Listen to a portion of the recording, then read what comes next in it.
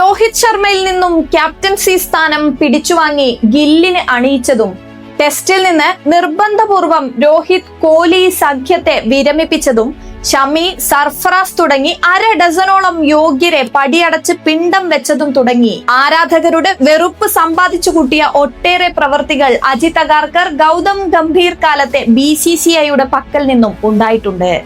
എന്നാൽ ഈ തീരുമാനം അഥവാ ഏകദേശം 2.5 വർഷത്തെ ഇടവേളയ്ക്ക് ശേഷം ഇഷാൻ കിഷനെ തിരിച്ചു കൊണ്ടുവരാനുള്ള ഈ കോളിന് BCCIയോട് നന്ദി പറഞ്ഞേ മതിയാകൂ. അതും രാജകുമാരനായി വാഴിച്ച ശുഭ്മൻ ഗില്ലിനെ മാറ്റിക്കൊണ്ട്. ഇതേ BCCI ആണ് കരാറും കീറിക്കളഞ്ഞ് ആഭ്യന്തരം തെളിയിച്ചു വരൂ എന്നും പറഞ്ഞ് ഇഷാനെ മുൻപ് ടീമിൽ നിന്ന് പടിയിറക്കി വിട്ടത് എന്നത് മറ്റൊരു വസ്തുത. എന്നിട്ട് ഇപ്പോൾ ഏറ്റവും ലേറ്റസ്റ്റ് ആയി വന്ന BCCIയുടെ സെൻട്രൽ കോൺട്രാക്ട് ലിസ്റ്റിലും ഇഷാന്റെ പേരില്ല എന്നത് മറ്റൊരു അനീതി. ഇഷാനോട് സ്നേഹമുണ്ടായിട്ടൊന്നുമല്ല ഇപ്പോൾ ഈ തിരിച്ചുവിളിക്കൽ ഉണ്ടായത്. ഏകദിനവും ടെസ്റ്റ് ഫോർമാറ്റും കളഞ്ഞു കുളിച്ചപ്പോൾ അഗാർക്കറിനും ഗംഭീറിനും പിടിച്ചു നിൽക്കാനുള്ള കച്ചിത്തുരുമ്പായിരുന്നു T20 ഫോർമാറ്റ്. അതിലും ഇനി തങ്ങളുടെ ഗംഭീര പരീക്ഷണം തുടർന്നാൽ സീറ്റ് തെറിക്കുമെന്ന് കണ്ടാണ് സയ്യിദ് മുഷ്താഖ് അലിയിലും അസാധ്യ ഫോമിൽ തുടരുന്ന ഇഷാനെ ഒപ്പം കൂട്ടിയത്. ഇന്നലെ പാകിസ്ഥാനെതിരെ നടന്ന മത്സരത്തിലും ഡിഫറൻസ് ഫാക്ടർ ഇഷാൻ ആയിരുന്നു. കൊളംബോയിലെ കറങ്ങിത്തിരിയുന്ന പിച്ചിൽ ഇരു ടീമിലെയും ബാറ്റർമാർ റൺസ് ഓടിയെടുക്കാൻ തന്നെ ബുദ്ധിമുട്ടിയപ്പോൾ ഇഷാൻ ഗാലറിയിലേക്ക് പന്തുകൾ തൂക്കി പറത്തി. തുടർച്ചയായ 2ാം മത്സരത്തിലും ഡക്കായി നിരാശപ്പെടുത്തുമ്പോഴും 1ാം നമ്പർ ബാറ്റർ അഭിഷേക് ശർമ്മയുടെ ഫോം ഔട്ട് നമ്മെ ബാധിക്കാത്തത് ഇഷാൻ അവിടെ എരിഞ്ഞു കത്തുന്നത് കൊണ്ടുകൂടിയാണ്. 24 പന്തിൽ 25 റൺസ് എടുത്ത തിലക് വർമ്മക്കും 29 പന്തിൽ 32 റൺസ് നേടിയ സൂര്യകുമാർ യാദവിനും സ്ട്രൈക്ക് റേറ്റ് കുറവാണെങ്കിലും കളി കണ്ടവർക്ക് ആ ഇന്നിംഗ്സിന്റെ വില മനസ്സിലാകും.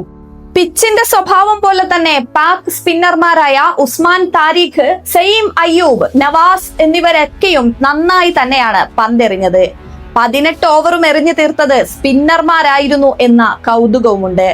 20ാം ഓവർ എറിയാൻ വീണ്ടും തന്റെ ആദ്യ ഓവർ തല്ലുകൊണ്ട് ഷഹീൻ അഫ്രീദിയെ കൊണ്ടുവന്നതാണ് മനസ്സിലാകാത്ത ഫാക്ടർ. എന്നാൽ ഷഹീൻ അഫ്രീദി ഓടി വന്നെറിഞ്ഞ് തല്ലു വാങ്ങിച്ചു കൂട്ടിയ അതേ പിച്ചിൽ പക്ഷേ ഇന്ത്യൻ നിരയിൽ പേസർമാരായ ജസ്പ്രീത് ബുംറയും ഹർദിക്കും മികച്ചു തന്നെ എറിഞ്ഞു. 2 ഓവർ വീതം എറിഞ്ഞ ഇരുവരും 2 വിക്കറ്റ് വീതവും എടുത്തു. പാകിസ്ഥാന്റെ അടിവേരും അറുക്കുക എന്ന ബാക്കി ദൗത്യം വരുൺ ചക്രവർത്തിയും കുൽദീപ് യാദവും അക്സർ പട്ടേലും ചേർന്ന് നടത്തി. വരുണിനും കുൽദീപിനും 2 വിക്കറ്റുകൾ വീതം കിട്ടിയപ്പോൾ അക്സർ ഒന്നുകൊണ്ട് തൃപ്തിപ്പെട്ടു. റിങ്കുവും തിലകും ഓവറുകൾ എടുത്തു. പാക് നിരയിൽ ഒരറ്റത്ത് വിക്കറ്റുകൾ വീണുകൊണ്ടിരിക്കുമ്പോഴും ഉസ്മാൻ ഖാൻ പൊരുതി നിന്നു. 34 പന്തിൽ 1 സിക്സറും 6 ഫോറുകളും അടക്കം 44 റൺസാണ് താരം നേടിയത്.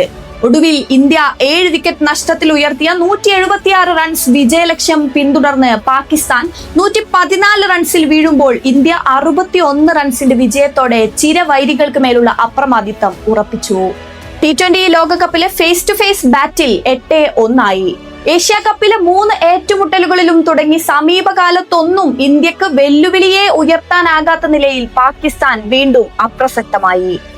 ബംഗ്ലാദേശിന് പിന്തുണ അർപ്പിച്ച് ഇന്ത്യയോട് കളിക്കില്ലെന്ന് പറഞ്ഞ് ഒടുവിൽ ICC കണ്ണുരുട്ടിയപ്പോൾ U-ടേൺ അടിച്ചു വന്ന് തോൽവി വാങ്ങിച്ചു പോയ പാകിസ്ഥാൻ ക്രിക്കറ്റിൽ ഒരിക്കൽ കൂടി സെൽഫ് ട്രോൾ മെറ്റീരിയലായി.